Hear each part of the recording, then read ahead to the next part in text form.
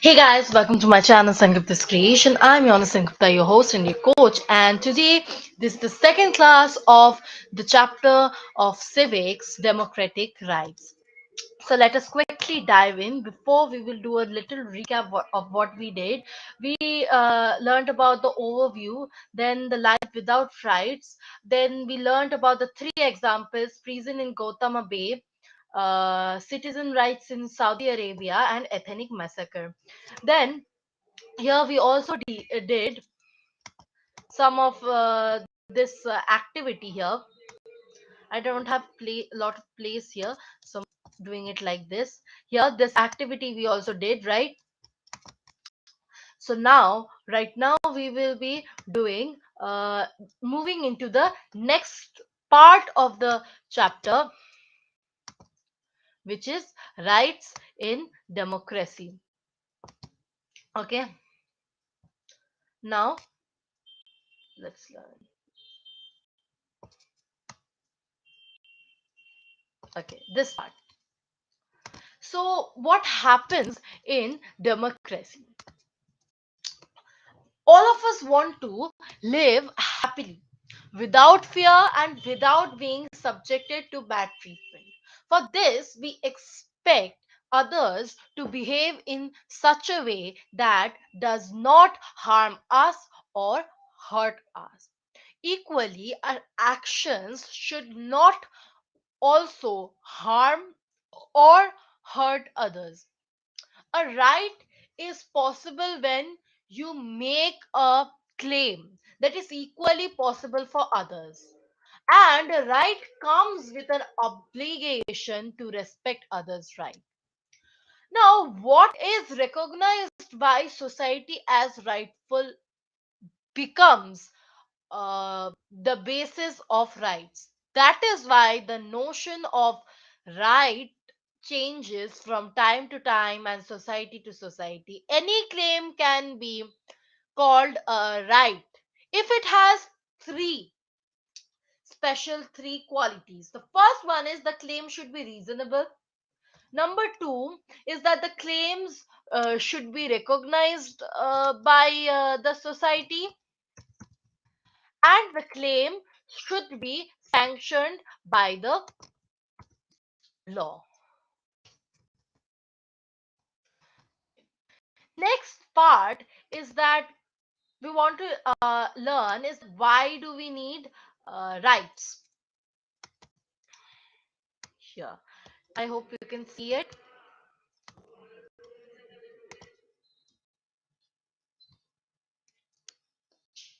Why do we need rights?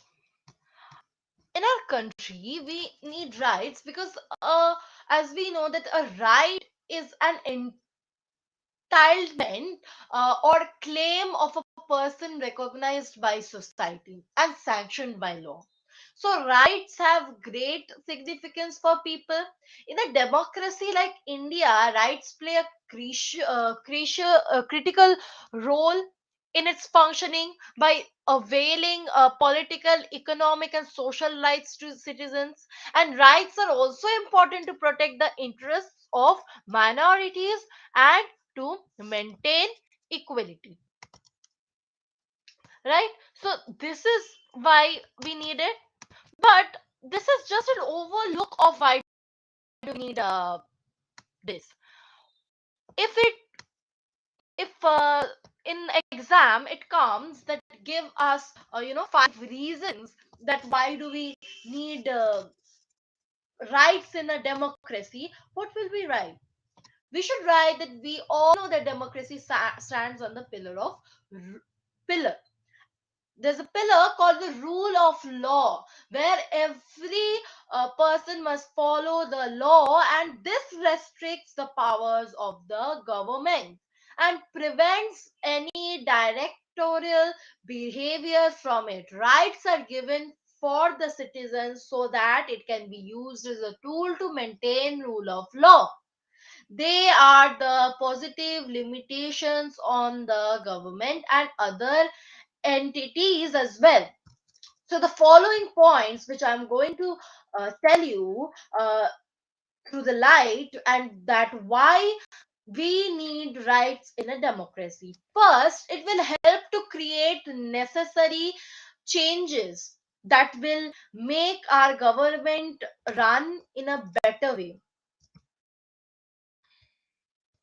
Okay, it will help us to know uh, the things we should improve, what are the disadvantages, what are the advantages, and different things. Number two is that it is a very important part for the very substance of democracy. Without rights, democracy in a country becomes ineffective and meaningless. Number three, it safeguards minorities from the tyranny of the majorities. Number four, for democracy to exist, rights are very necessary.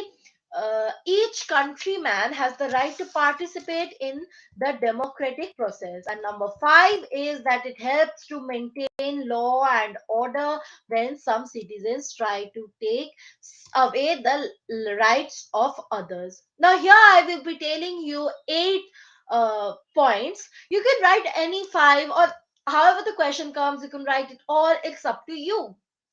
Number six is that it enables us to speak for ourselves and what we desire from our government. Also, it helps us in to choose a better leader to run the government. Number seven, people can live dignified life if there are rights in the democracy. Number eight, in lieu of or the in the law of democratic elections, citizens should have the right to express their thoughts, enable to form political parties, and can take part in the political activities. At last, it is expected from the country or the from the government of the country to protect citizens' right. But most of the times we see that the elected government may not protect or even may attack the rights of their own citizens. So it is necessary that some rights need to be placed higher than the government so that it does uh, it or cannot violate them. So this is all about that why do we need democracy. Next we will be moving on to the rights in the Indian constitution. Now, as we all know,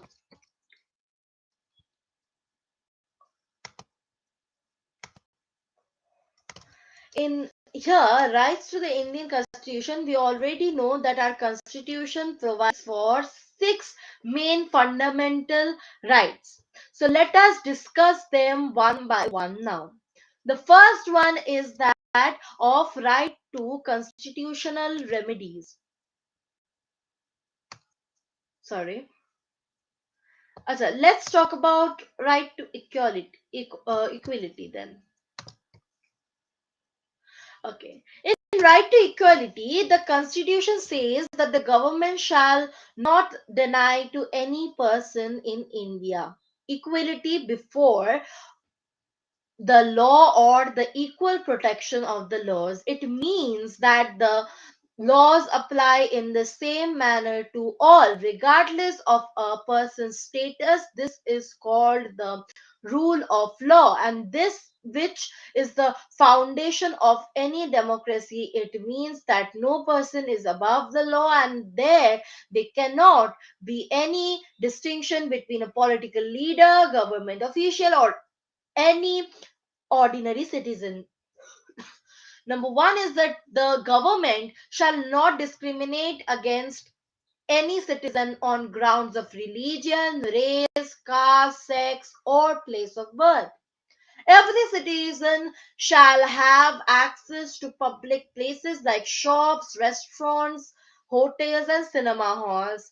There shall be no restriction with regard to the use of wells, tanks, bathing ghats, roads, playgrounds, and places of public resorts maintained by the government or detected to the use of or dedicated to the use of the general public. All citizens have equality of the opportunity in matters relating to employment or appointment to any position in the government. So these are the basic norms.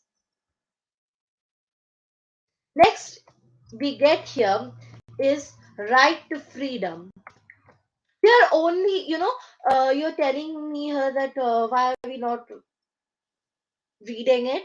Okay, you can read it inside. I am just giving the summary. If I right now read it, then the video will be very, very long. So I can't manage that.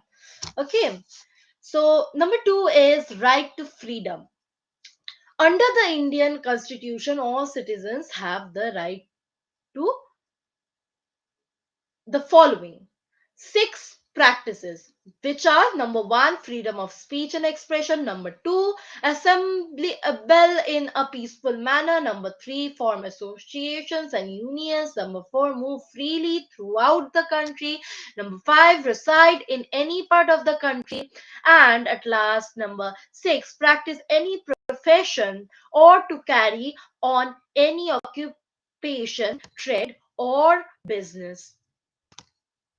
Okay, so you cannot exercise your freedom in such a manner that violates others' right to freedom. So this is the picture of right to freedom and these things. Now, since we are studying about right to freedom, let's read about these two.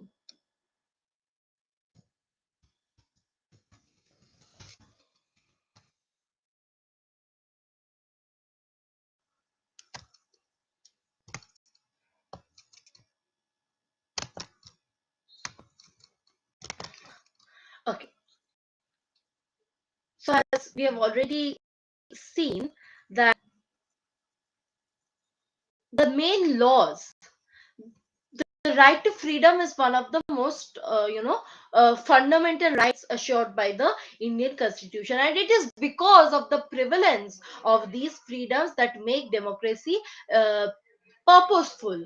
Right to freedom generates liberty of expression and speech, association or assembly or cooperatives movement, right to practice any occupation or profession, right to liberty and life protection and offenses against detention and arrest in many cases. So per in the Indian Constitution's 44th like 4 amendment, the right to hold and dispose of the property has been removed from the list of the fundamental freedoms in the year 1917. So the right to freedom, as it is written, there is right to freedom to the citizens of getting assembled anywhere in India without carrying weapons or arms along with them. Reasonable restrictions are being imposed by the state for the integrity and sovereignty of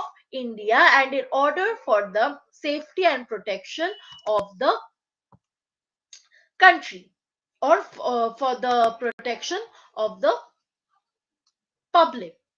Now, as we are doing here, you can see the this part: freedom of speech and expression.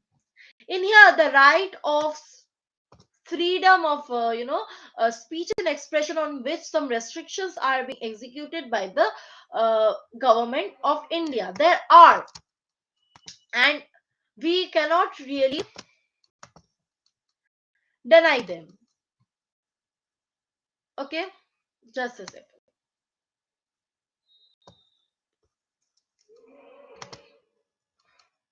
Okay, so in here, the freedom of speech expression tells us that every person has freedom of speech and expression, and however, the state can inflict a restriction on this freedom in the interest of the sovereignty and integrity of the country, for the security of the state, friendly relations with foreign countries, public order, in relation to the contempt of court, defamation of incitement to an offense.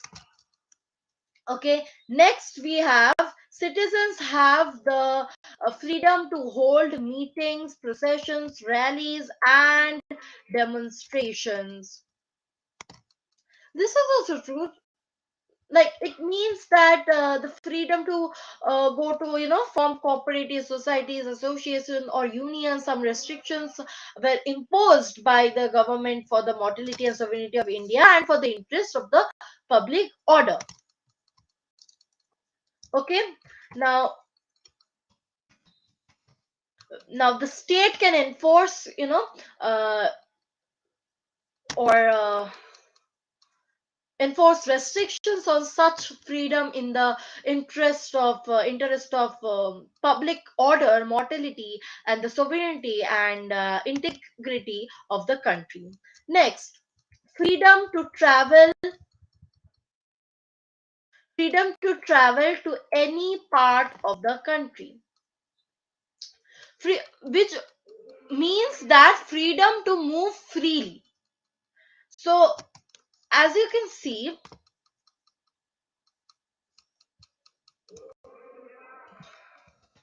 there are some restrictions.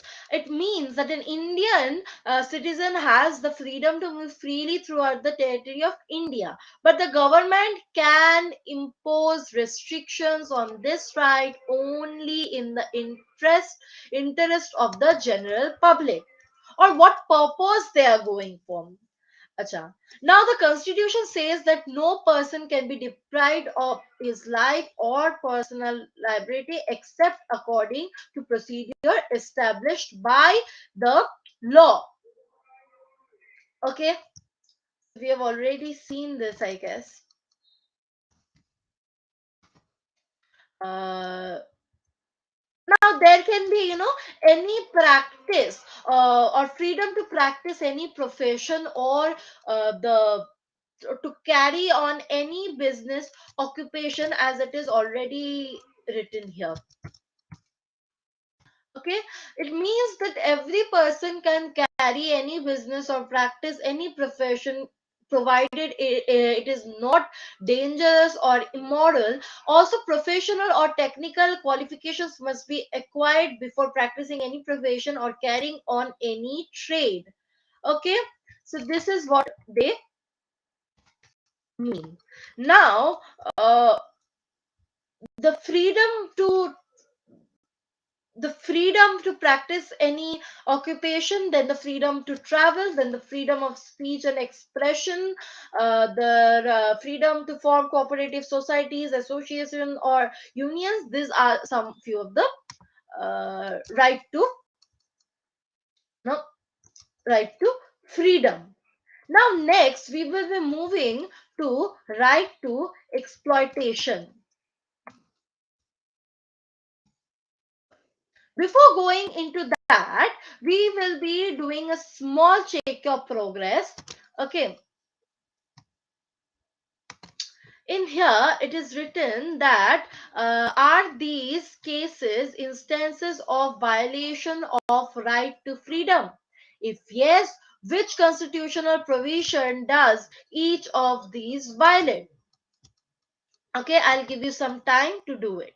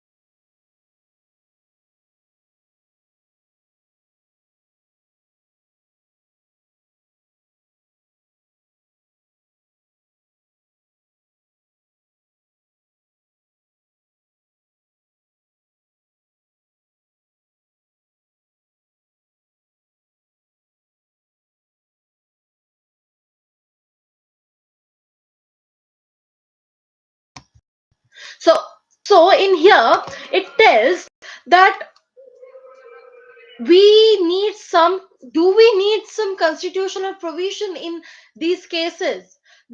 There are four cases. The first one is that the government of India banned Salman Rushdie's book Satanic Verses on the ground that it was disrespectful to Prophet Muhammad and was likely to hurt the feelings of the Muslim community. So what do we say? The answer is yes. This actually violates the freedom of thought and expression. Like here, we need to tell what violations does this make in the right to freedom. Okay. Number two is every film has been approved by the censor board of the government before it can be grown to the public, but there is no such restriction in the same story is published in a book or a magazine.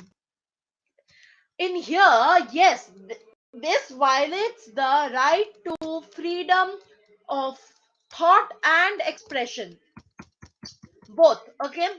Number three is the government is considering a proposal that there will be industrial zones or sectors of the economy where workers will not be allowed to form unions or go on a strike. In this, yes, this violates the right to freedom to form associations and unions. Number four, city administration has imposed a ban on use of public microphones after 10 p.m. in view of the approaching secondary school examinations. In here, this particular case has this is not the violation of right to freedom because the constitution guarantees that freedom to a group of people as long as the freedom does not affect or hamper any other freedom of anyone else. Also, the ban is imposed in the larger or large interests of the people. So the answer here will be this.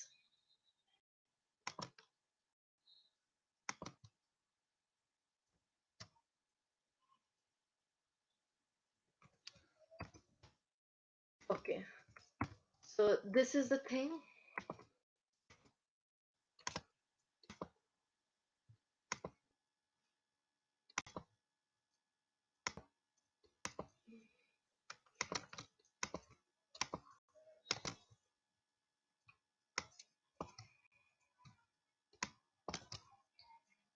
Okay, so these are the answers. Okay, so today we will be only doing till this.